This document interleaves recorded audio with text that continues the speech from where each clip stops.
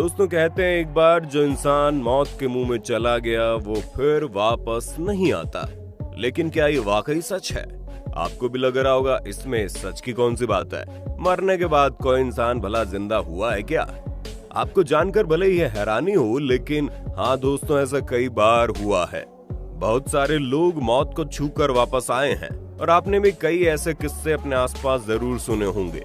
यकीन नहीं हो रहा ना हम ये क्या बोल रहे हैं? बने रहिए वीडियो के एंड तक और फिर देखिए कमाल। दोस्तों एग्जाम्पल के तौर पर आप चलिए कई साल पीछे, यानी कि 300 BC में एक योद्धा जिसका नाम था एर। एक बार की बात है जब एर लड़ाई के दौरान युद्ध लड़ रहा था, तभी वो शहीद हो जाता है। शहीद होने के 10 दिन बाद तक उसकी बॉडी वैसे ही उसी कंडीशन में पड़ी रहती है, पर 10 दिन के बाद जब उसकी बॉडी मिलती है तो लगता है मानो लाश जिंदा है। अब आमतौर पर अगर किसी इंसान को मरने के बाद 10 दिनों तक छोड़ दिया जाए तो बॉडी गलना शुरू कर देती है। क्यों? लेकिन हैरानी की बात यह है कि एर की बॉडी में कोई डिकम्पोजिशन का नामो निशान तक नहीं था। इससे भी अजीबोगरीब वाकया हुआ एर के अंतिम संस्कार के दिन। होता यह है कि अचानक से एर वापस से अपने अंतिम संस्कार के दिन जिंदा हो जाता है। अब ऐसे इंसिडेंट को देखने के बाद बहुत सारे लोगों के मन में यही सवाल आता है कि आखिर ये एक्सपीरियंस होता कैसे है। सोचिए, अपने मौत को जी कर लौटना कोई छोटी बात तो है नहीं। वैसे आपकी जानकारी के लिए बता दे, दुनिया में ऐसे 5% लोग होते हैं जो अपनी मौत को छूकर वापस आ जाते हैं। इतना ही नहीं दोस्तों, साइंटिस्ट ने भी इस बात को प्रूफ किया है कि लोग मौत को भी जी कर वापस आ सकते हैं। दोस्तों आज की इस वीडियो में हम आपको बताने वाले हैं कि आखिर साइंटिस्ट ने इस बात का पता लगाया कैसे, इन नियर डेथ एक्सपीरियंस में और मरते वक्त दिखाई क्या देता है। तो चलिए आपको गोल गोल घुमाए बिना शुरू करते हैं आज की वीडियो, जिससे आप देखकर चौंकने वाले हैं। दोस्तों एर ने अपने नियर डेथ एक्सपीरियंस में लोगों को ये बताया कि मरने के बाद वो पृथ्वी पर ही एक जैसी जगह पर चला गया था। उस जगह पर 2 दरवाजे थे। एर ने आगे बताया उसमें से एक दरवाजा स्वर्ग का था, दूसरा नर्क का था।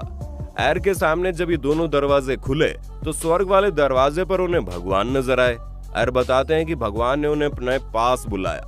वैसे दोस्तों ये सारी बातें बिल्कुल फिल्मी और स्पिरिचुअल लग रही है ना, लेकिन आपकी जानकारी के लिए बता दे, जैसा एक्सपीरियंस एर का था वैसे एक्सपीरियंस बहुत सारे लोग भी कर चुके हैं। अब हम सब साइंस को ही भगवान मानने लगे हैं। क्यों? अब हमारे पास कोई प्रूफ ना होने की वजह से साइंटिस्ट ने इसको मानने से साफ मना कर दिया। अब भले ही कोई प्रूफ ना होने की वजह से ऐसे इंसिडेंट को इग्नोर किया जाने लगा, लेकिन अभी हाल ही में फरवरी में एक ऐसी घटना हुई जिसने इन चीजों को बिल्कुल ही क्लियर कर दिया। साथ ही हमें ये भी बताया कि मरते वक्त हम इंसानों के दिमाग में चलता क्या है। आपने कई लोगों के मुंह से ये जरूर सुना होगा कि जब कोई इंसान मरने वाला होता है तो उसके दिमाग में बहुत फ्लैशबैक चल रहा होता है, और असल में फरवरी में हुई घटना ने इस बात को प्रूफ भी कर दिया। दोस्तों आज जिस शख्स की हम बात कर रहे हैं, दरअसल वो एक कैनेडियन पेशेंट की है। इस आदमी को मिर्गी की बीमारी थी। अब हुआ कुछ यूं कि इस बीमारी का कारण जानने के लिए जब इस शख्स का ब्रेन टेस्ट हुआ, तभी अचानक से उस शख्स को हार्ट अटैक आ जाता है, जिसके कारण वो मर जाता है। वो इंसान भले ही मर गया, लेकिन उसके ब्रेन वेव कुछ देर तक ऑस्किलेट होते रहे। इस प्रोसेस की वजह से उस दौरान डॉक्टर्स ने ये ऑब्जर्व किया कि उन पेशेंट की हार्ट बीट बंद होने के करीब 30 सेकंड बाद और 30 सेकंड पहले उनके ब्रेन कुछ ऐसे एक्टिविटी में इन्वॉल्व हो जाता है जो मेमोरी रिकॉल, मेडिटेशन और साथ ही ड्रीमिंग में जुड़े हुए हैं। इसी बात से डॉक्टर ने अंदाजा लगाया कि वो अपने जीवन की पुरानी मेमोरी को रिकॉल कर रहे हैं। वैसे आपको भी लग रहा होगा इतनी सी बात से कोई डॉक्टर इतना बड़ा स्टेटमेंट कैसे दे सकता है। क्यों आ रहा है ना दोस्तों दिमाग में सवाल? चलिए आपको बताते हैं डॉक्टर इतने बड़े रिजल्ट पर पहुंचे कैसे।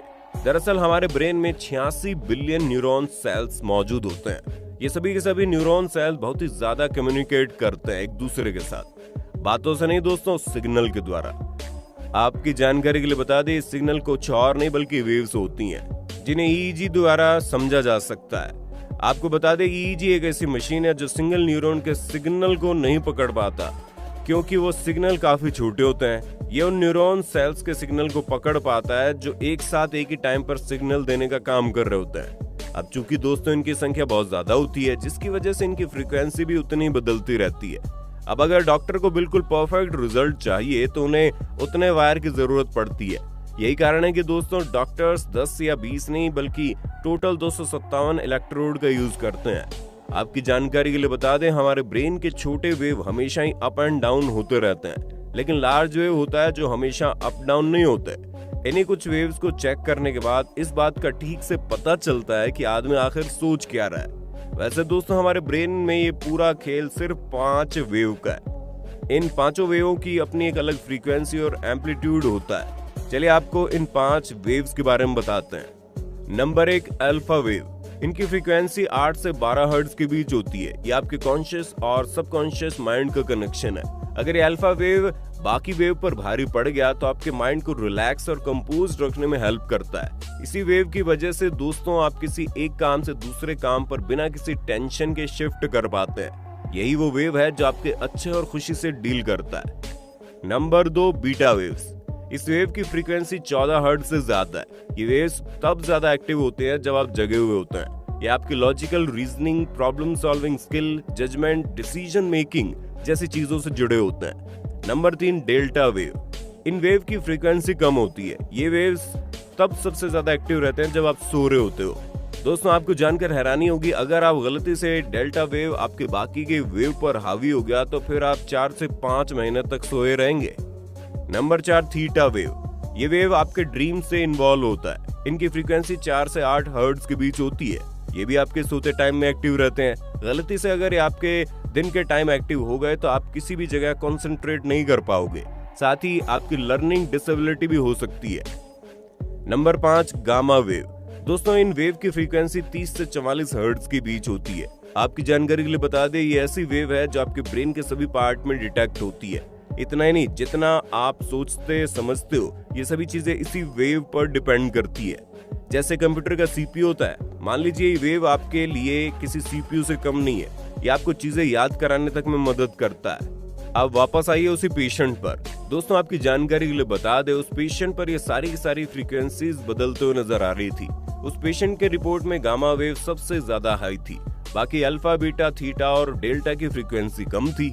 अब चूंकि गामा वेव्स के मूवमेंट रिपोर्ट में बहुत ज्यादा थे, इसलिए डॉक्टर इस बात पर पहुंचे और बताया कि मरने के बाद इंसान का मेमोरी रिप्ले शुरू हो जाता है। ये सभी मेमोरी प्रेजेंट से पास्ट की तरफ बढ़ते हैं और ये मेमोरी तब तक ऐसे ही बढ़ती रहती है जब तक ये मेमोरी खत्म नहीं हो जाती। दोस्तों इन रिपोर्ट के बाद भी कई और डॉक्टर्स हैं जो इस बात को एक्सेप्ट करने के लिए रेडी नहीं है। कहीं ना कहीं इनकी बात भी सही है, क्योंकि इस टॉपिक पर अभी इतने सारे रिसर्च नहीं हुए और इसलिए दोस्तों बहुत सारे साइंटिस्ट उन लोगों पर रिसर्च कर रहे हैं जो मरने की स्टेज पर है। लेकिन कब कौन मरेगा इस बात का पता साइंटिस्ट को भी नहीं पता, इसलिए इन एक्सपेरिमेंट्स को बंद करना पड़ा। अब भले ही एक्सपेरिमेंट इंसान पर नहीं किया जा सकता, लेकिन साइंटिस्ट ने इन्हें जानवर पर शुरू कर दिया। हुआ ये कि ये रिसर्च चूहे पर करने की सोची गई, जिसके लिए 9 चूहे पकड़े गए।